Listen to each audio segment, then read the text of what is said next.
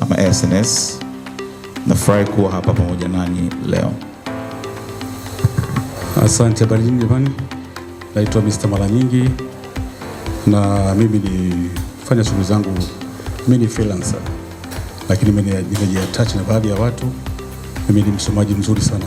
Pita sana paper kila siku. Siwezi kupita siku sijapita, na ukitokea shida yoyote Israeli anajua. Hata saa 8 usiku mimi nampigia. Asante sana. Habari za saizi wote. Mimi naitwa Edwin Bruno, nawakilisha timu nzima ya Smart Africa Group. Thank you very much. My name is Mkamba. Doing everything digital at Smart Group Africa under the sister company Smart Codes. So with that, I would like to start with you as you have the mic. So give us a bit of the story, like where is this vision of coming up with something like M-Paper to start selling newspaper on the mobile app, apart the physical ones. What was the vision?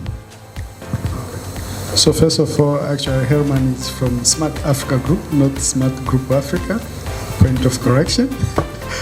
Yeah, so it's been a journey because back in the days, us as innovators and digital people, we used to face a challenge in terms of actually as business people is in terms of you want to apply for a job, or maybe you want to capture a certain news, but if it's appear you get that information in the afternoon or the day after, that pretty much you cannot get that news anywhere else. Okay. Kwanza samani dada Hawa. According to media tunafanya in Swahili or in English? Swahili. Okay. Sawa.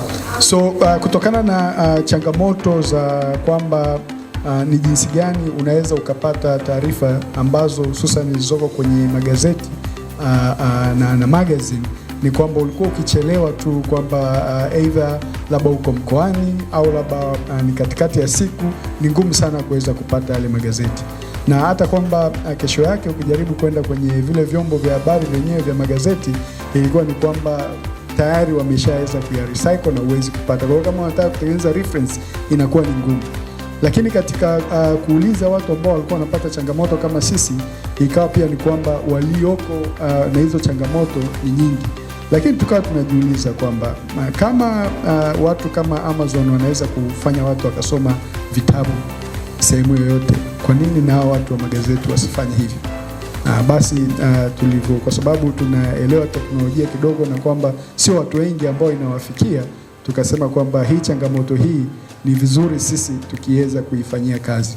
Kwa hiyo 2015 tulifanyia kazi changamoto hiyo, na baadaye tukaweza kuwa inspired kidogo na kwamba hela pia za makaratasi zimeweza kuwa digital money in terms of M-Pesa.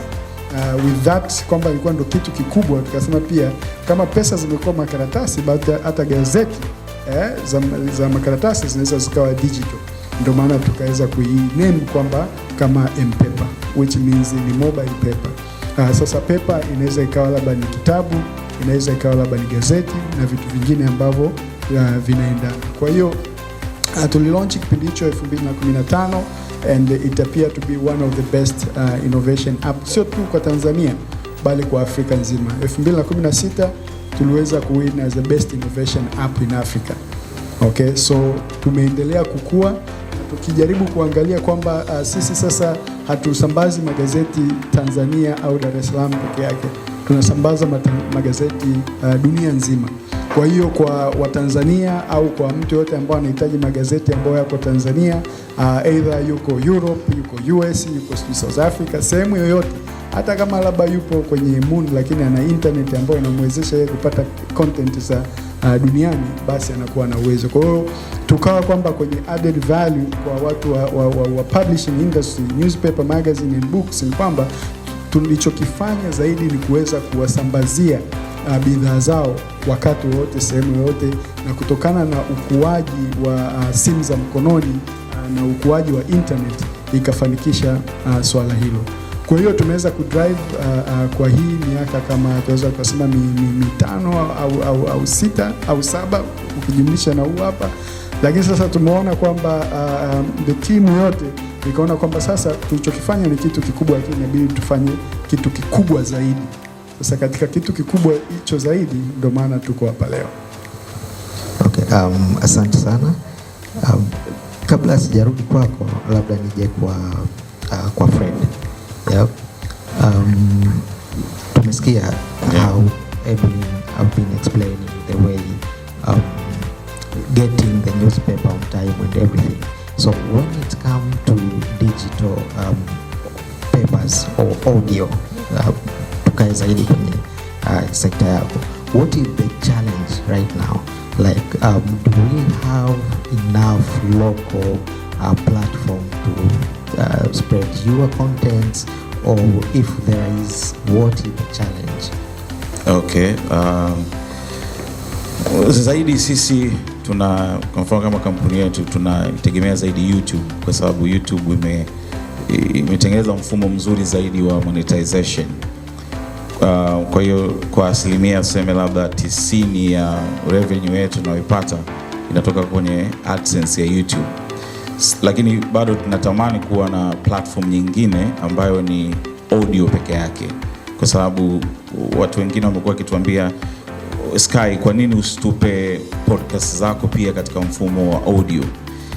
Hilo ni ombi ambalo tumekuwa tukipata muda mrefu sana, lakini tunashindwa kuwapa kwa sababu hakuna namna ya kumonetize. Spotify ukiangalia mfumo walivyotengeneza, zaidi wanaonufaika ni wa nje. Audiomack hawana kabisa monetization kwenye podcast. Boomplay wanayo, lakini ukiangalia application ya Boomplay, kuiona podcast kwanza ni shughuli, kwa sababu Boomplay kumejaa muziki zaidi. Kwa hiyo tunatamani kupata platform ambayo mtu akiingia au anajua kabisa hapa nitapata audio, hata kama kuna magazeti, lakini kuna information zaidi na zile sections zikiwa ziko wazi. Sasa inadhani kilio hicho kimejibiwa na kampuni hii na Rifaly kuja. Ni habari ambayo nilifurahi sana kuisikia kutoka kwa Edwin. Tulikutana kabla ya hapa, akanieleza, na nadhani sasa huu ni muda sahihi wa sisi ambao tunatafuta platform mbadala ya kuweka tu audio na kuwafikia watu wengine ambao hawana, kwa sababu unajua tatizo la YouTube ni moja, unatakiwa kwa sababu ya mode ya matangazo unaiangalia muda wote, yaani ustondoke pale. Sasa tunahitaji platform ambayo mtu labda anafanya mazoezi ama yuko kwenye gari anasikiliza, lakini hana haja ya kuangalia screen, si ndio? So nadhani Rifaly itakuwa ni jibu letu. So ujio wa hii nadhani sasa ni sehemu ambayo sisi tutaanza kunufaika zaidi na kwa mipango ambayo naiona ni kwamba kuna njia nyingine ya kumonetize pia content yetu kwa mfumo wa audio. So nategemea mengi zaidi kupitia platform hii. Asante sana. Mostly you have about generating the income from your contents. Now go back to Edwin. We know these technological product, when they come, we have seen the struggles of Uber trying to overcome the issue of transport. Now the local taxi driver, they don't want it. Yeah, so when we start M-Paper, how was your aim? How did you convince publishers to join M-Paper and leave alone they are selling physical papers?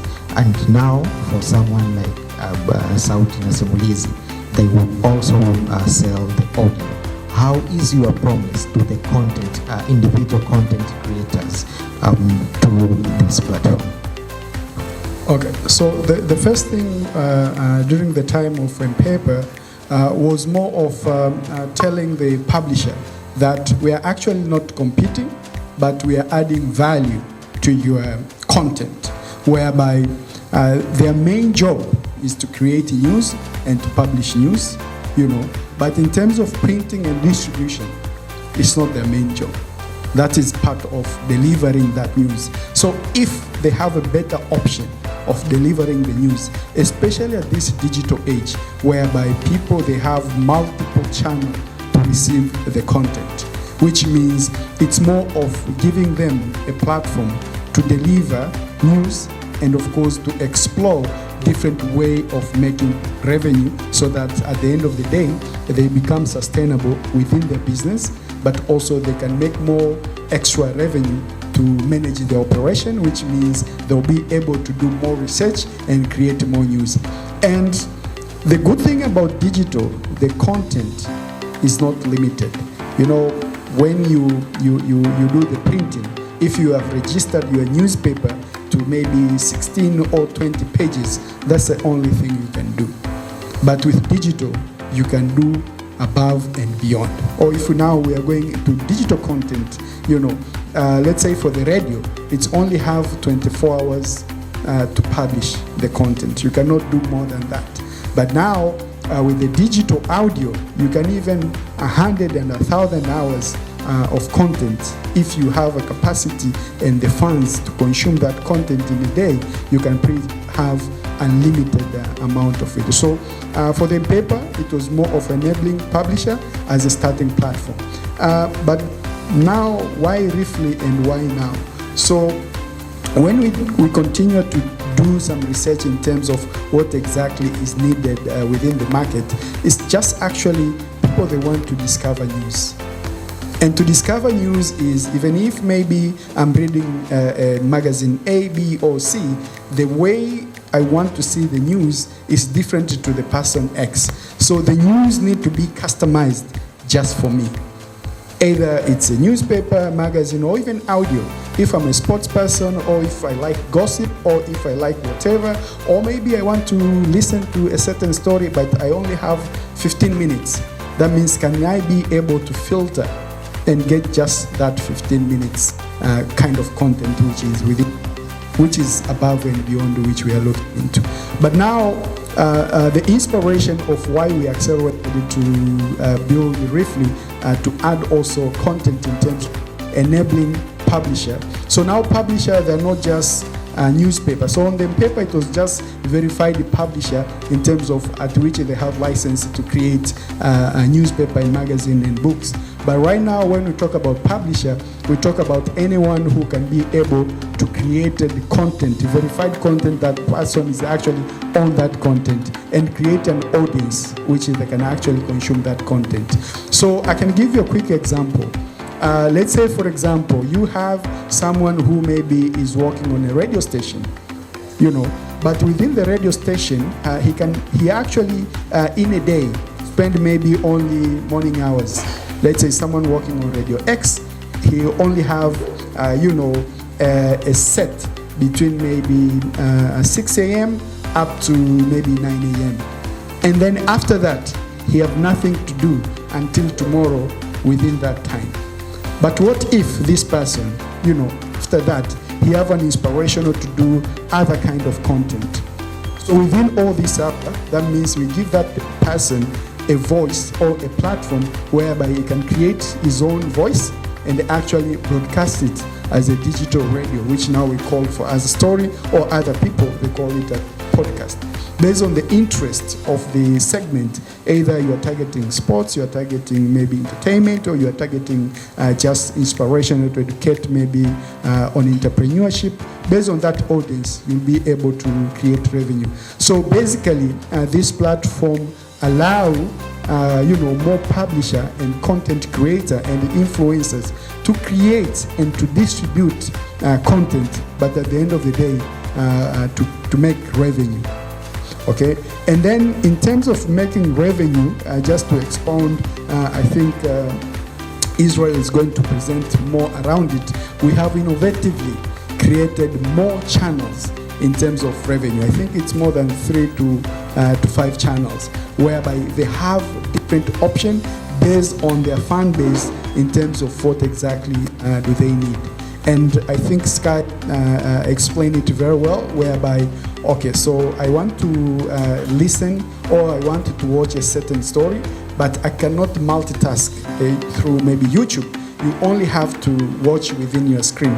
But now if I have, let's say, I'm doing exercise, I have 30 or 20 minutes to run, either jogging or running in the treadmill. That means I cannot do anything. But now with the Rifaly audio, you'll be able to listen something, and then at the end of the day, you finish your exercise, but also you have gained something.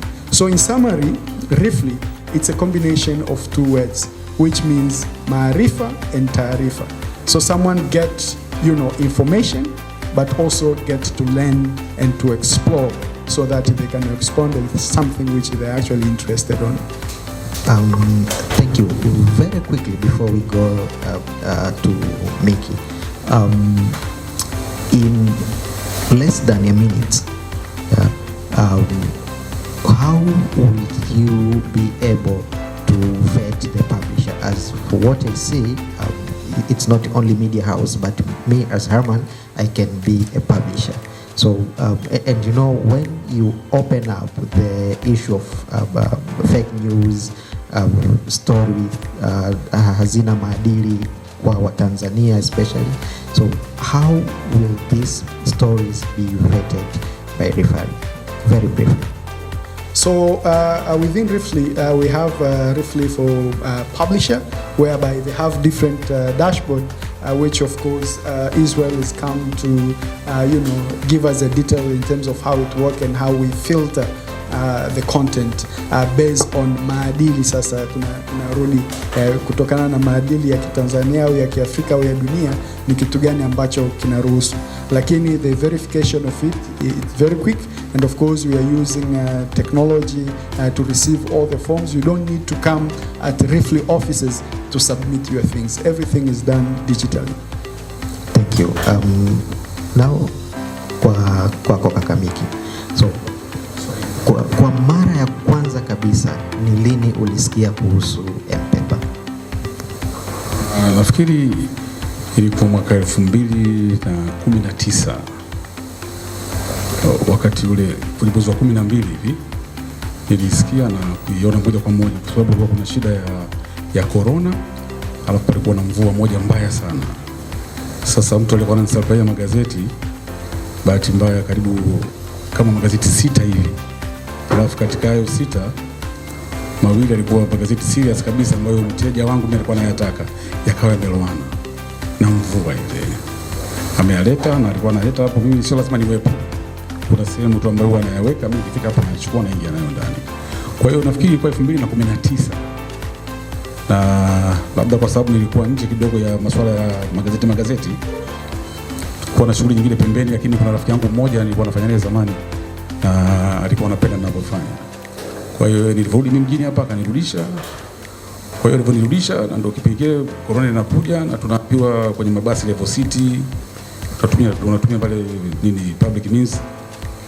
Kingine mvua, kingine nikumbuke ilikuwa mwaka 2019. Kisawasawa kabisa ilikuwa ni mwezi Disemba. Ndio nilisikia na kuiona M-Pesa. Na baada ya hizo changamoto ilikuwa ni rahisi kwako kuamua kutumia M-Pesa.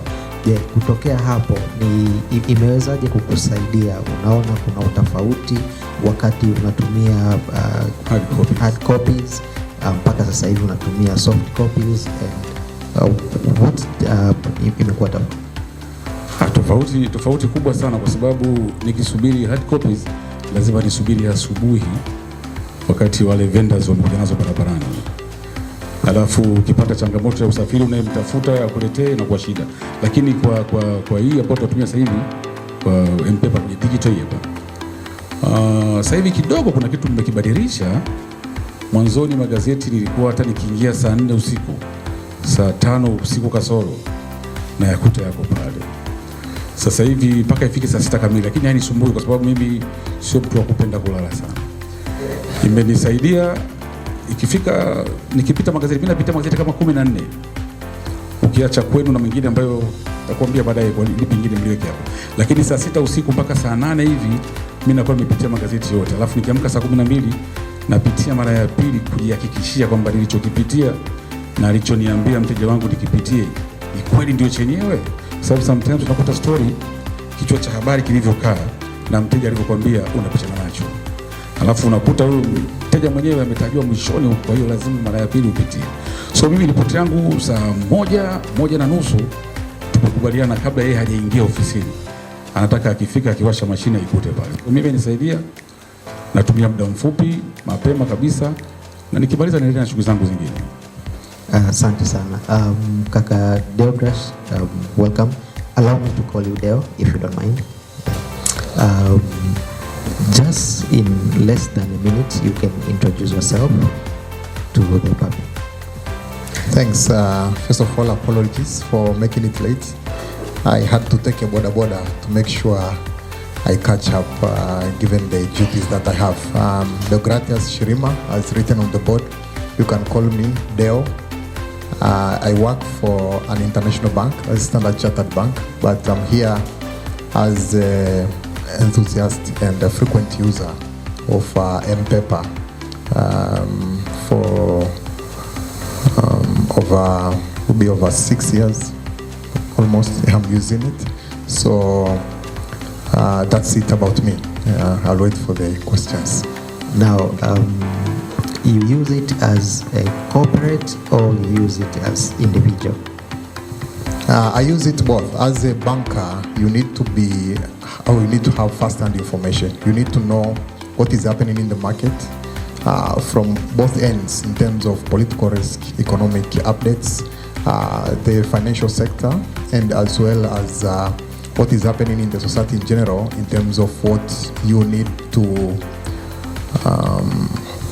catch up with and see avenues where you need to either venture and partner, avenues where you need to distance yourself, or if there is anything that is either impacting your organization or also impacting the industry in which you operate or the industry in which your customers operate. That is on the corporate side. But I use it as an individual because there are certain areas that I'm passionate about, and therefore I need to keep myself updated, understand what is happening, and that wouldn't have been possible massively and richly if I wouldn't have used the M-Paper, because getting that access using the normal papers or hard papers wasn't as enriching as when I started using M-Paper, because there's limit in terms of number, there's limit in terms of accessibility, but also working for a corporate, the papers come in the morning and then everybody grabs it and you don't know where the paper is, and there are certain papers you must read every day, and that became so M-Paper became a solution to that. So if you are to mention just two things which M-Paper helped you as a banker or you as a business, what will that be?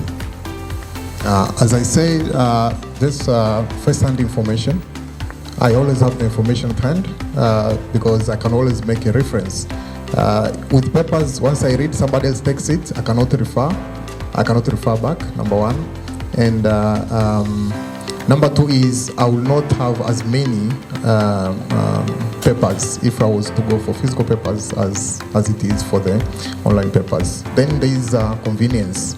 It is very convenient because every day, or everyone here may forget to wear a tie but not to carry his mobile phone. So you can imagine how convenient it is for you to have that access at your hand. Thank you. So due to time, I will ask two questions from each, and I will start with Edwin. Now, as the business, as the product, what were the biggest challenge you face to market the M-Paper when it's come to both now the consumer, the readers, and from content creators, publisher? Yeah, I think the first challenge for the consumer was to explain to them actually you can flip the newspaper with the experience the way you flip page by page on your physical paper. Yeah, so that was a challenge, but with marketing, educations and around that, we actually managed to do that, because it was like convincing him, you know, you can actually now put your physical paper away and you can get it on your mobile phone. That was the first challenge for the consumer. For the publisher was to explain to them that we are not competitors, but we are actually adding value to them. Because the major question which they were asking is, okay, so now if our people are going to buy this newspaper online, where are we going to, you know, deliver our print? We can say, your print is going to continue with the main business, but with the digital, which means we'll reach more people, which we couldn't reach, and actually giving you more, you know, revenue around that. So within those two, the problem and the solution, it was quite easier to onboard because there was a value on both the consumer and of course the partner, which is the newspaper publishers.